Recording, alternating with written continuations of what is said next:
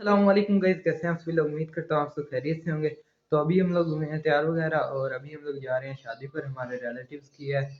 और आप लोगों ने बताना है कैसा लग रहा हूँ कमेंट में। या फिर गाड़ी भी आने वाली है, फिर जाते हैं और आप लोगों को भी दिखाता हूँ। मौसम कुछ ऐसा है और अभी स्कूल वगैरह भी खुल गए हैं, इंशाल्लाह सुबह से स्कूल भी जाएंगे। हमारे नीचे काम भी चल रहा है, आप लोगों को दिखाता हूँ गराज का।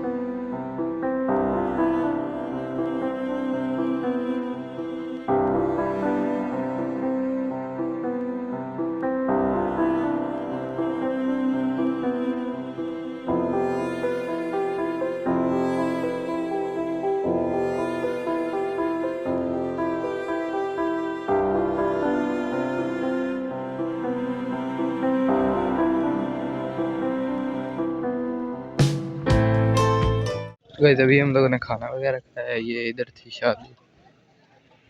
ये मौसम अभी शाम का टाइम है, 4 बज रहे हैं। तो ये देखें बहुत प्यारा मौसम है और ये सारे फसलें वगैरह लगी हुई हैं। ये लगी हुई है गंदम। आज काफ़ी धूप निकली रही है और मौसम बहुत अच्छा है, हल्की हल्की हवा चल रही है। अभी खाना वगैरह सब लोगों ने खा लिया, कुछ खा रहे हैं और थोड़ी देर तक फिर बारात जाएगी रुखसती।